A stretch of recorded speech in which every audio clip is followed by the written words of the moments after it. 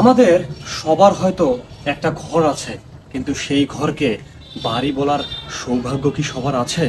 ঘর মানেই শুধু চার দেয়াল, একটি ছাদ, যেখানে ক্লান্ত শরীর আশ্রয় নেয়। কিন্তু বাড়ি মানে ভালোবাসা, আপনজন, পরিবার, এই সব কিছুর স্মৃতির এক জমাট বাঁধা ঠিকানা।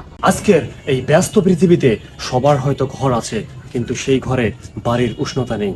তাই মানুষ যতই ঘরে থাকুক না কেন, মন খুঁজে ফেরে সেই এক টুকরো ঘর, যেখানে ফিরে গেলে বুক ভরে শান্তি মেলে। মনে হয় এটাই আমার ঠিকানা, এটাই আমার বাড়ি। ভিডিওটি যিনি করতেছেন, ভিডিওটি করতে করতে ওনার মন খারাপ হয়ে গিয়েছে।